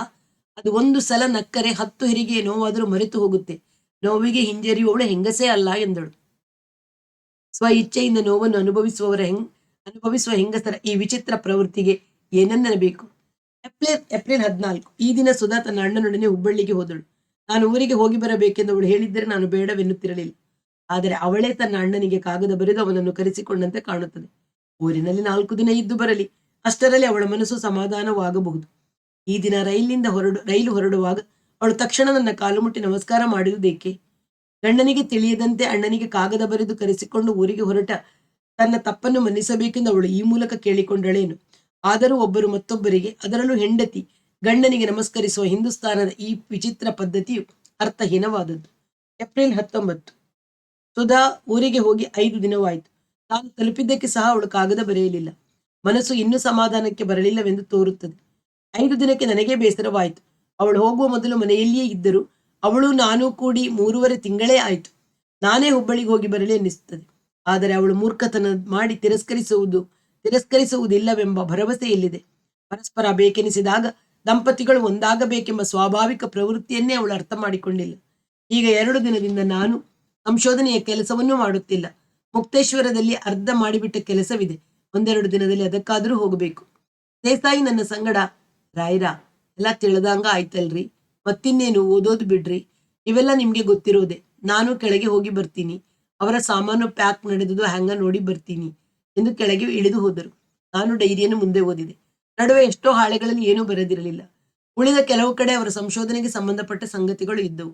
ಜೂನ್ ತಿಂಗಳ 20ನೇ ತಾರೀಕಿನಲ್ಲಿ ಹಾಳೆಯ ಮೇಲೆ ಮಾತ್ರ ಹೀಗಿತ್ತು: ಈ ಸಲ ಬೊಂಬಾಯಿಯಲ್ಲಿ ಮಳೆ ಸ್ವಲ್ಪ ಬೇಗ ಬಂದಿದೆ. ಹೆಂಗಸಿನ ಸಹವಾಸವಿಲ್ಲದೆ ಇದುವರೆಗೆ 6 ತಿಂಗಳೇ ಕಳೆದಿತ್ತು. ಮನುಷ್ಯನ ಶರೀರಕ್ಕೆ ಅದು ಸಹ ಒಂದು ಅಗತ್ಯವಾದ ಜೈವಿಕ ಕ್ರಿಯೆ. ಸುಧಾ ಸತ್ತ ಹೊಸತರಲ್ಲಿ ಇದ್ದಂತೆ ನನ್ನ ಮನಸ್ಸು ಈಗ ದುಃಖದಿಂದ ತುಂಬಿಲ್ಲ. ಒಂದು ತೆರನಾದ ಬೇಸರ, ಒಂದೇ ಸವನೆ ಗುಯಿಂಗುಟ್ಟುವ ಮೋಟಾರು ಯಂತ್ರದಿಂದ ಆಗುವಂತಹ ಬೇಸರ. ಸಿಗರೇಟ್ ಎಳೆದರೆ ಅಥವಾ ಮತ್ತೆ ಏನಾದರೂ ಸೇವಿಸಿದರೆ ಆ ಬೇಸರ ನೀಗುವುದಿಲ್ಲ. ಈ ದಿನ ಮುಂಜಾನೆ ಕಾಮಾಟಿಪುರದಲ್ಲಿ ಒಂದು ಆಂಗ್ಲೋ ಇಂಡಿಯನ್ ಸೂಳೆಯ ಮನೆಗೆ ಹೋಗಿದ್ದೆ. ಸ್ವಲ್ಪ ಮಟ್ಟಿಗೆ ಬೇಸರ ಕಳೆಯಿತು. ಮತ್ತೆ 3 ತಿಂಗಳ ನಂತರ ಸೆಪ್ಟೆಂಬರ್ 6ನೇ ತಾರೀಕಿನ ಹಳೆಯ ಮೇಲೆ ಹೀಗಿತ್ತು: ಸೂಳೆಯರ ಬುದ್ಧಿ ಯಾಕೆ ಹೀಗಿರುತ್ತೋ ಕಾಣೆ. ಮೊದಲ ದಿನ ಸ್ವಲ್ಪ ಹಣದಲ್ಲಿಯೇ ತೃಪ್ತಿಯಿಂದಿರುತ್ತಾರೆ. 2-3 ಸಲ ಒಬ್ಬಳ ಹತ್ತಿರಕ್ಕೆ ಹೋದರೆ ಲೆಕ್ಕಾಚಾರದ ಖಚಿತ ಬೆಲೆ ಬಿಟ್ಟು ಭಾರಿ ಮೊತ್ತಕ್ಕೆ ಏರುತ್ತಾರೆ. ಅವಳನ್ನು ಬಿಟ್ಟು ಹೊಸಬಳ ಹತ್ತಿರ ಹೋಗದೆ ವಿಧಿ ಇಲ್ಲ. ಯಾವಳೊಡನೆಯೂ ಪರಿಚಯ ಬೆಳೆಸದೆ ಸಿಕ್ಕಿದವರ ಸಂಗಡ ಹೋದವನು ಮಾತ್ರ ತನ್ನ ಕಿಸೆಯನ್ನು ಉಳಿಸಿಕೊಳ್ಳಬಲ್ಲ. ಆದರೆ ಆ ರೀತಿಯ ಅಪರಿಚಿತ ಸಂಘದಿಂದ ನನ್ನ ಮನಸ್ಸಿಗೆ ಸಮಾಧಾನ ಸಿಕ್ಕುವುದಿಲ್ಲ. ಅವಳು ನನಗಾಗಿ ಕಾಯುತ್ತಾಳೆ, ನನ್ನನ್ನು ಬಯಸುತ್ತಾಳೆ ಎಂಬ ಭಾವನೆಯಲ್ಲಿ ಜೊತೆ ಕೂಡಿದರೆ ಆಗುವ ಸಂತೋಷವು ಭಾವನಾರಹಿತವಾಗಿ ಕೂಡಿದಾಗ ಆಗುವುದಿಲ್ಲ. ಸುಧಾ ಬದುಕಿದ್ದರೆ ಚೆನ್ನಾಗಿತ್ತು. ಅವಳನ್ನು ನಾನು ಎಂದೂ ಕ್ರೂರವಾಗಿ ನಡೆಸಿಕೊಂಡಿರಲಿಲ್ಲ. ಅವಳ ಖರ್ಚು ವೆಚ್ಚಕ್ಕೆ ಎಂದೂ ಕಡಿಮೆ ಮಾಡಿರಲಿಲ್ಲ. ಅವಳು ಸಹ ದುಡ್ಡನ್ನು ಎಂದೂ ವಿನಾಕಾರಣ ಖರ್ಚು ಮಾಡುತ್ತಿರಲಿಲ್ಲ. ಸೆಪ್ಟೆಂಬರ್ 15. ನನ್ನ ಆರೋಗ್ಯ ಕೆಡುತ್ತಿದೆ. ಆದರೆ ಸೂಳೆಯರ ಸಂಪರ್ಕದಿಂದ ಆದ ರೋಗವೇನೂ ಅಲ್ಲ. ಅಷ್ಟು ಎಚ್ಚರಿಕೆಯನ್ನು ಸಾಧನಗಳನ್ನು ನಾನು ಉಪಯೋಗಿಸುತ್ತಿದ್ದೇನೆ. ಆದರೆ ಏನೋ ವಿಧವಾದ ದೌರ್ಬಲ್ಯ ನನ್ನನ್ನು ಆಕ್ರಮಿಸಿಕೊಂಡಿರುವಂತಿದೆ. ಸುಧಾ ಬದುಕಿದ್ದಾಗ 4-6 ದಿನಗಳಿಗೊಮ್ಮೆ ಸಂಪರ್ಕ ಸಾಕೆನಿಸುತ್ತಿತ್ತು. ಒಂದು ಸಮಯ ಇಲ್ಲದಿದ್ದರೂ ಬೇಡ ಅನ್ನುವ ತೃಪ್ತಿ ಇತ್ತು. ಈಗ ಅದು ದಿನವೂ ಬೇಕೆನಿಸ್ತದೆ. ದಿನಕ್ಕೆ 2-3 ಸಲ ಬೇಕೆನಿಸ್ತದೆ. ಅಷ್ಟೊಂದು ಸಲಕ್ಕೆ ರೊಕ್ಕ ಹೊಂದಿಸುವುದು ಒಂದು ಸಮಸ್ಯೆ. ಇತ್ತೀಚೆಗೆ ನಾನು ಕಂಡುಕೊಂಡಿದ್ದೇನೆ. ಹೆಚ್ಚು ರೊಕ್ಕದ ಕೆಂಪು ಚರ್ಮದ ಸೂಳೆಗೂ ಕಡಿಮೆ ರೊಕ್ಕದ ಕಪ್ಪು ಬಣ್ಣದವಳಿಗೂ ವ್ಯತ್ಯಾಸವಿಲ್ಲ. ಯೌವನವಿರುವುದನ್ನೇ ಮುಖ್ಯ. ಇದರಿಂದ ಹಣದ ಸಮಸ್ಯೆಗೂ ಒಂದು ಪರಿಹಾರ ಸಿಕ್ಕಂತಾಗುತ್ತದೆ. ಸೆಪ್ಟೆಂಬರ್ 18. ವೇಶ್ಯಾವೃತ್ತಿ ಪಾಪಕಾರವೇ ಎಂಬ ಬಗೆಗೆ ನನಗೆ ಯೋಚನೆ ಬರುತ್ತದೆ. ಯಾವುದರಲ್ಲಿಯೂ ಪ್ರಶ್ನೆ ಇರುವುದು ಪಾಪ ಪುಣ್ಯದ್ದಲ್ಲ, ಸುಖ ದುಃಖದ್ದು. ಕಷ್ಟಪಡದೆ ಹಲುಬದೆ ಯಾವ ವೃತ್ತಿಯಲ್ಲಿಯೂ ಬದುಕು ಸಾಧ್ಯವಿಲ್ಲ. ದಂಪತಿಗಳಲ್ಲಿ ಹೆಂಗಸಾಗಲಿ ಗಂಡುಸಾಗಲಿ ಹೊರ ಸಂಪರ್ಕವನ್ನು ಪಡೆಯುವ ಬಗೆಗೆ ಇದೇ ತತ್ವವು ಅನ್ವಯಿಸುತ್ತದೆ. ಮುಂದೆ ಪರಿಣಾಮವಾಗಿ ಉಂಟಾಗುವ ಆರ್ಥಿಕ ಸಮಸ್ಯೆಗಳನ್ನು ಅಥವಾ ಇತರ ಹೊಣೆಗಾರಿಕೆಗಳನ್ನು ಮಕ್ಕಳಿದ್ದರೆ ಅವುಗಳ ಪ್ರಶ್ನೆ ಇತ್ಯಾದಿಗಳನ್ನು ಬಿಟ್ಟರೆ ಅದರಲ್ಲಿ ಪಾಪವೆಂಬುದು ನನಗೆ ತೋರುವುದಿಲ್ಲ. ಸೆಪ್ಟೆಂಬರ್ 19. ದಿನದಿನವೂ ಹೆಚ್ಚಾಗುತ್ತಿರುವ ಈ ಲೈಂಗಿಕ ತೃಷೆಗೆ ಪರಿಹಾರವೇನು? ಮತ್ತೆ ಮಗುವಾಗುವುದೊಂದೇ ದಾರಿ. ಆದರೆ ನನಗೆ ಮತ್ತೆ ಕನ್ಯೆ ಸಿಕ್ಕುವುದು ಕಷ್ಟ. ಒಂದು ವೇಳೆ ನನಗೆ ಆಗಿರುವ ಶಸ್ತ್ರಚಿಕಿತ್ಸೆಯನ್ನು ಗೋಪ್ಯವಾಗಿ ಇಟ್ಟುಕೊಂಡರೆ ಹೆಣ್ಣು ಸಿಗುತ್ತದೆ, ಮದುವೆಯೂ ಆಗುತ್ತದೆ. ಆದರೆ ಮದುವೆ ಆದ ಮೇಲೆ ಮತ್ತೆ ಅದೇ ಸಮಸ್ಯೆ. ಹೊಸ ಹೆಂಡತಿಯು ಮಕ್ಕಳನ್ನು ಬಯಸುವುದಿಲ್ಲವೆಂದು ನಿರ್ಧಾರವಿಲ್ಲಿದೆ. ಸುಧಾಗೆ ಆದ ಗತಿಯೇ ಅಥವಾ ದಿನನಿತ್ಯವೂ ಜಗಳ? ಜೀವನವೆಂಬುದು ಎಷ್ಟೊಂದು ಜಟಿಲವಾದದ್ದು. ನೇರವೂ ಚೊಕ್ಕವೂ ಆದ ಎಲ್ಲ ಸುಧಾರಣೆಗಳನ್ನು ಜೀವನವೆಂಬ ರಹಸ್ಯ ಶಕ್ತಿಯು ಧಿಕ್ಕರಿಸುವಂತೆ ಕಾಣುತ್ತದೆ. ಅಕ್ಟೋಬರ್ 1. ಒಂದು ವಾರದಿಂದ ಸೊಳೆಯರಲ್ಲಿಯೂ ಸಹ ನನಗೆ ತೃಪ್ತಿ ಆಗುತ್ತಿಲ್ಲ. ಮೊದಲು ಅವರ ಹತ್ತಿರವಾದರೂ 10 ನಿಮಿಷ ಬೇಸರ ನೀಗುತ್ತಿತ್ತು. ಈಗ ಆ 10 ನಿಮಿಷವೂ ಬೇಸರದಿಂದ ಮುಕ್ತಿ ಸಿಗುವುದಿಲ್ಲ. ಕಳೆದ 3 ದಿನದಿಂದ ನಾನು ಆ ಕಡೆಗೆ ಹೋಗಿಯೇ ಇಲ್ಲ. ಹಣ ತೆತ್ತು ಬೇಸರವನ್ನು ಯಾಕೆ ಹೆಚ್ಚಿಸಿಕೊಳ್ಳಬೇಕು? ಅದರ ಬದಲು ಯಾವುದಾದ್ರೂ ಮದ್ಯವನ್ನು ಕುಡಿದರೆ? ಆ ಕಾಲದಲ್ಲಾದರೂ ಒಂದು ತೆರನಾದ ಮರೆವು ಉಲ್ಲಾಸ ಇರುತ್ತದೆ. ಆದರೆ ಮದ್ಯದಲ್ಲಿ ಒಂದು ಗುಣವಿದೆ. ಮೊದಲು ಅದು ಹೆಚ್ಚು ಹೆಚ್ಚಾಗಿ ಬೇಡುತ್ತದೆ. ಕೆಲವು ದಿನದ ನಂತರ ತನ್ನ ಪ್ರಚೋದಕ ಶಕ್ತಿಯನ್ನು ಕಳೆದುಕೊಳ್ಳುತ್ತದೆ. ನಂತರ ಘಟಿಸುವ ಬೇಸರವು ಇನ್ನೂ ಹೆಚ್ಚು ಘೋರವಾಗಿರುತ್ತದೆ. ತಿಳಿದು ಮನಸ್ಸು ಶರೀರವನ್ನು ಇಂತಹ ಭಯಂಕರ ಪರಿಸ್ಥಿತಿಗೆ ತಂದುಕೊಳ್ಳುವುದು ವಿವೇಕವಲ್ಲ. ಅಕ್ಟೋಬರ್ 10. ಇತ್ತೀಚೆಗೆ ನಾನು ಸುಳ್ಳೆಗೇರಿಯೇ ಹೋಗಿಲ್ಲ. ಅದರಿಂದ ಬೇಸರ ಕಳೆಯುವುದಿಲ್ಲವೆಂಬುದು ತಿಳಿದಿರುವಾಗ ಯಾಕೆ ಹೋಗಬೇಕು? ಕೆಲವು ದಿನಗಳಿಂದ ನನಗೆ ಶಾರೀರಿಕ ದೌರ್ಬಲ್ಯದ ಜೊತೆಗೆ ಬೌದ್ಧಿಕ ದೌರ್ಬಲ್ಯವೂ ಕಾಣಿಸಿಕೊಂಡಿದೆ. ಸಂಶೋಧನೆಗೆ ಮನಸ್ಸು ಕೊಟ್ಟು ಎಷ್ಟು ದಿನವಾಯಿತು. ಸುಧಾ ಸತ್ತ ಮೇಲೆ ನಾನು ಗಂಭೀರವಾಗಿ ಸಂಶೋಧನೆಯಲ್ಲಿ ಕೆಲಸದಲ್ಲಿ ತೊಡಗಿಯೇ ಇಲ್ಲ. ಈ ದಿನ ಸಂಜೆ 4ಕ್ಕೆ ಬಾಂದ್ರಾಕ್ಕೆ ಕಸಾಯಿಖಾನೆಗೆ ಹೋಗಿದ್ದೆ. ಅರ್ಧ ಗಂಟೆಯಲ್ಲಿಯೇ ಬೇಸರವೂ ಚಿತ್ತಶೈಥಿಲ್ಯವೂ ಉಂಟಾಯಿತು. ಸಾಲಾಗಿ ಕಡಿಯಲ್ಪಟ್ಟ ಎತ್ತುಗಳ ಶರೀರವನ್ನು ನೋಡುತ್ತಿದ್ದಾಗ ಅವುಗಳ ನಿರುಪಯೋಗಿತನವು ಮನಸ್ಸಿಗೆ ಬರುತ್ತಿತ್ತು. ನಿರುಪಯೋಗಿಗಳೆಂದೇ ಅವುಗಳನ್ನು ಕಸಾಯಿಖಾನೆಗೆ ಕಳಿಸುವುದು. ಇದ್ದಕ್ಕಿದ್ದಂತೆಯೇ ಯಾಕೋ ನಾನು ಒಂದು ನಿರುಪಯೋಗಿ ಜೀವಿ ಎಂಬ ಭಾವನೆ ಮನಸ್ಸಿನಲ್ಲಿ ಬಂದು ಬಿಟ್ಟಿತು. ನಾನು ಬದುಕಿ ಆಗಬೇಕಾದದ್ದೇನು ಪ್ರಶ್ನೆ ಎದ್ದು ನಿಂತಿತು. ಸುಧಾ ಬದುಕಿದ್ದಾಗ ನಾನು ಯಾರಿಗಾಗಿ ಬದುಕಿದ್ದೇನೆ ಎಂಬ ಪ್ರಶ್ನೆ ಒಂದು ದಿನವೂ ಏಳದ ಪ್ರಶ್ನೆ ಈ ದಿನ ಕಪ್ಪು ಬಣ್ಣದ ಕಡುಗೋಲಿನಂತೆ ಎದುರಿಗೆ ಕಾಣುತ್ತಿದೆ. ಹೆಂಡತಿಯಂತೂ ಇಲ್ಲ, ಮಕ್ಕಳಿಗಾಗಿ ಎನ್ನುವ ಸಂದರ್ಭವಿಲ್ಲ, ಸಂಶೋಧನೆಗಾಗಿ ಬದುಕಬೇಕು ಎನ್ನುವ ಆಶೆಯೇನೂ ಪೂರ್ತಿಯಾಗಿ ಸತ್ತಿಲ್ಲ. ಆದರೆ ಈ ಸಂಶೋಧನೆಯಿಂದ ನನ್ನ ಜೀವನಕ್ಕೆ ಪ್ರತ್ಯಕ್ಷವಾಗಿ ಲಭಿಸುವ ಸಂತೋಷ ಯಾವುದೂ ಇಲ್ಲ. ನಾಡಗೌಡ ಎಂದರೆ ಒಬ್ಬ ದೊಡ್ಡ ವೈದ್ಯ ವಿಜ್ಞಾನಿ ಎಂದು ಯಾರೋ ಕೆಲವು ಪಶುವೈದ್ಯರು ಹೇಳಿದರೆ, ಅಥವಾ ನನ್ನ ಸಂಬಳದಲ್ಲಿ ಸ್ವಲ್ಪ ಬಡ್ತಿ ದೊರೆತರೆ ಅದರಿಂದ ಬರುವ ಭಾಗ್ಯವೇನು? ಯಾಕೋ ಮನಸ್ಸಿನಲ್ಲಿ ಉದ್ದೇಶ ಕಾಣುತ್ತಿಲ್ಲ. ನನ್ನ ವಯಸ್ಸು 35 ಆಯ್ತಲ್ಲ. ಮುಂದೆ ಕೆಲವು ವರ್ಷಗಳಲ್ಲಿ ನಾನು ಆನುವಂಶಿಕ ಡಯಾಬಿಟಿಸ್ ಕಾಣಿಸಿಕೊಳ್ಳಬಹುದು. ಹಾಗಾಗದೆ ಒಂದು ಪಕ್ಷ ನಾನು ಇನ್ನೂ 40-50 ವರ್ಷ ಬದುಕಿದ್ದರೂ ಅದರಿಂದ ಆಗುವ ವ್ಯತ್ಯಾಸವೇನು? ಅಷ್ಟು ದೀರ್ಘವಾದ ಘೋರತರ ಬೇಸರ. ಅಕ್ಟೋಬರ್ 16. ಕಳೆದ 2 ದಿನದಿಂದ ಮನಸ್ಸು ಆತ್ಮಹತ್ಯೆ ಮಾಡಿಕೊಳ್ಳುವ ಆಲೋಚನೆಯಲ್ಲಿದೆ. ಬದುಕುವ ಅಥವಾ ಆತ್ಮಹತ್ಯೆ ಮಾಡಿಕೊಳ್ಳುವ 2 ವಿಚಾರಗಳ ನಡುವೆ ಎರಡನೆಯದಕ್ಕೆ ಹೆಚ್ಚು ಪುಷ್ಟಿ ಸಿಗುತ್ತಿದೆ. ಆತ್ಮಹತ್ಯೆ ಎನ್ನುವುದು ಒಂದು ದೃಷ್ಟಿಯಿಂದ ಹೆಚ್ಚು ಕಷ್ಟವಿಲ್ಲದ ಕೆಲಸ. ಮರಣದಲ್ಲಿ ಸಹ ಯಾರಿಗೂ ಸ್ವಲ್ಪವೂ ನೋವಾಗಬಾರದು. ಬಾಂದ್ರಾದ ಒರಟು ರೀತಿಯಲ್ಲಿ ಪಶುಹತ್ಯೆ ನನಗೂ ಒಪ್ಪಿಗೆ ಇಲ್ಲ. ಹೆಚ್ಚು ನಾಗರಿಕವಾದ ಯುರೋಪಿನಲ್ಲಿ ನಾನು ನೋಡಿದ್ದೇನೆ. ಸ್ವಯಂಚಾಲಿತ ಯಂತ್ರಗಳ ದೊಡ್ಡ ಕಸಾಯಿಖಾನೆಯಲ್ಲಿ ಒಂದೊಂದು ಸಲಕ್ಕೆ 200-300 ದನಗಳಿಗೆ ಕ್ಲೋರೋಫಾರ್ಮಿನಿಂದ ಪ್ರಜ್ಞೆ ತಪ್ಪಿಸುತ್ತಾರೆ. ನಂತರ ಸ್ವಯಂಚಾಲಿತ ಯಂತ್ರಗಳ ಮೂಲಕ ಕ್ರಮವಾಗಿ ಕತ್ತರಿಸಿ ಮಾಂಸ, ಚರ್ಮ, ಎಲುಬು ಮೊದಲಾದನ್ನು ಬೇರ್ಪಡಿಸಿ ಪ್ಯಾಕ್ ಮಾಡುತ್ತವೆ. ಪ್ರಜ್ಞೆ ತಪ್ಪುವುದರಿಂದ ದನಗಳು ಪ್ರಾಣ ಹೋಗುವಾಗ ಕಿರ್ಚಿಕೊಳ್ಳುವುದಿಲ್ಲ. ಅವುಗಳಿಗೆ ನೋವೇ ಕಾಣಿಸಿಕೊಳ್ಳುವುದಿಲ್ಲ. ನನಗೆ ಸಹ ಆ ವಿಚಾರವೇ ಸಾಧು ಎನ್ನಿಸುತ್ತದೆ. ನೇಣು ಬಿಗಿದುಕೊಳ್ಳುವುದು, ನೀರಿನಲ್ಲಿ ಮುಳುಗುವುದು, ಸೀಮೆ ಎಣ್ಣೆಯಲ್ಲಿ ಸುಟ್ಟುಕೊಳ್ಳುವುದು ಇತ್ಯಾದಿ ಹಿಂಸಾತ್ಮಕ ವಿಧಾನಗಳಿಂದ ತತ್ಕ್ಷಣ ಪ್ರಜ್ಞೆ ತಪ್ಪಿ ನಂತರ ಪ್ರಾಣ ಹೋಗುವ ವಿಧಾನವೇ ಮೇಲು. ಮಾರ್ಫಿನ್ ಅನ್ನು ಹೆಚ್ಚು ಪ್ರಮಾಣದಲ್ಲಿ ಇಂಜೆಕ್ಷನ್ ರೂಪದಲ್ಲಿ ತೆಗೆದುಕೊಂಡರೆ ಸಾಕು. ಸಾಮಾನ್ಯವಾಗಿ ಮನುಷ್ಯನು ಸಾಯಲು 2 ಗ್ರೇನ್ ಸಾಕು. ಹೇಗಾದರೂ ಸರಿ, ಹೆಚ್ಚು ನಿಶ್ಚಿತತನವನ್ನು ಸಾಧಿಸಲು 4 ಗ್ರೇನ್ ಪ್ರಯೋಗಿಸಿಕೊಳ್ಳಬೇಕು. ಅಕ್ಟೋಬರ್ 18 ಹಾಳೆಯ ಮೇಲಿನ ಬರವು ಶಕ್ತಿ ತಪ್ಪಿದ ಬೆರಳುಗಳಿಂದ ಗೀಚಿದಂತಿತ್ತು. ಆತ್ಮಹತ್ಯೆ ಮಾಡಿಕೊಳ್ಳಬೇಕೆಂದು ನಿರ್ಧರಿಸಿ 5 ದಿನವಾಯಿತು. ಈ 5 ದಿನದಿಂದ ನನಗೆ ನಿದ್ರೆಯೇ ಬರುತ್ತಿಲ್ಲ. ಕಾಲೇಜಿಗೂ ಆಸ್ಪತ್ರೆಗೂ ಹೋದರೆ ಏನು ಮಾಡುವುದಕ್ಕೂ ತಿಳಿಯುತ್ತಿಲ್ಲ. ನಿನ್ನೆ ಕಷ್ಟಪಟ್ಟು ಆತ್ಮಹತ್ಯೆಯ ವಿಚಾರವನ್ನು ಬದಲು ಮಾಡಲು ಯತ್ನಿಸಿದೆ. ಆದರೆ ಅರ್ಧ ಗಂಟೆಯಲ್ಲಿ ಅದು ತಲೆಕೆಳಗಾಗಿ ಸಾಯುವುದೇ ಸರಿಯಾದ ಮಾರ್ಗವೆನಿಸಿತು. ಈ ದಿನ ಬೆಳಿಗ್ಗೆ ಕಾಲೇಜಿಗೆ ರಜೆ ಬರೆದು ಸುಳೆಗೇರಿಗೆ ಹೋದೆ. ನನ್ನ ಕಣ್ಣಿಗೆ ಒಪ್ಪುವ ಯಾವ ಮುಖವೂ ಕಾಣಿಸಿತು. ಕೊನೆಗೆ ನಿರ್ಧರಿಸಿ ಒಂದು ಮನೆಗೆ ಹೋಗಿ ಒಬ್ಬಳೊಡನೆ ಕುಳಿತುಕೊಂಡರೆ ಉತ್ತೇಜನವೇ ಆಗಲಿಲ್ಲದು. ಅವಳೇ ಅದ್ಯಾಕೆ ಸತ್ತು ಹೆಣದಾಗ ನನ್ನ ನೋಡ್ತೀಯಾ, ಕುದುರುದಿಲ್ಲೇನು ಎಂದು ಕೇಳಿದಳು. ನಾನು ಆಗಲೇ ಸತ್ತು ಹೋಗಿದ್ದೆ. ಹಾಗೆಯೇ ಅಲ್ಲಿಂದ ಹೊರ ಬಂದು ಬಿಟ್ಟೆ. ಅವಳ ಮಾತಿಗಿಂತ ಹೆಚ್ಚಿನ ಖಾತ್ರಿ ಅಗತ್ಯವಿಲ್ಲ. ರಾತ್ರಿ ಮಲಗಿದ ಮೇಲೆ ಒಂದು ಇಂಜೆಕ್ಷನ್ ಚುಚ್ಚಿಕೊಳ್ಳುವುದು ಕಷ್ಟದ ಕೆಲಸವಲ್ಲ. ಅಕ್ಟೋಬರ್ 24. ರಾತ್ರಿ ಇಂಜೆಕ್ಷನ್ ಚುಚ್ಚಿಕೊಳ್ಳಲು ನಾನು ಪ್ರಯತ್ನಿಸಿ ಇಂದಿಗೆ 5 ದಿನವಾಯಿತು. ಸಾಧ್ಯವಾಗುತ್ತಿಲ್ಲ. ಸಿರಿಂಜನ್ನು ಮುಟ್ಟುವಾಗ ಕೈ ನಡುಗುತ್ತದೆ, ಹಿಡಿದುಕೊಂಡರೆ ಅದು ಗಡಗಡನೆ ನಡುಗುತ್ತದೆ. ಅದರೊಳಕ್ಕೆ ಮಾರ್ಫಿನ್ ತುಂಬುವುದೇ ಕಷ್ಟವೆನಿಸುತ್ತದೆ. ನಿನ್ನೆ ರಾತ್ರಿ ಸಿರಿಂಜನ್ನು ಕೈಯಲ್ಲಿ ಹಿಡಿದಿರುವಾಗಲೇ ಇದ್ದಕ್ಕಿದ್ದ ಹಾಗೆಯೇ ಸಾಯುವುದು ಬೇಡ, ಬದುಕಿರಬೇಕು ಎಂದು ಆಸೆ ಹುಟ್ಟಿತು. ಊರಿನಲ್ಲಿ ಇರುವ ಅವನ ನೆನಪಾಯಿತು. ಸುಧಾಳ ನೆನಪು ಉಕ್ಕಿ ಬಂತು. ಯಾಕೋ ನನಗೆ ತಿಳಿಯದಂತೆ ಹತ್ತು ಬಿಟ್ಟೆ. ಬದುಕಿದ್ದಾಗ ಅವನನ್ನು ಸುಖಪಡಿಸದಿದ್ದರು ನಾನು ಸತ್ತರೆ ಅವಳಿಗೆ ದುಃಖವಾಗುತ್ತದೆ. ಸಾಯುವುದು ಬೇಡ, ಮತ್ತೆ ಬದುಕೋಣ ಎಂದು ನಿರ್ಧರಿಸಿ ಸಿರಿಂಜನ್ನು ತೆಗೆದಿಟ್ಟು ಮಲಗಿದೆ.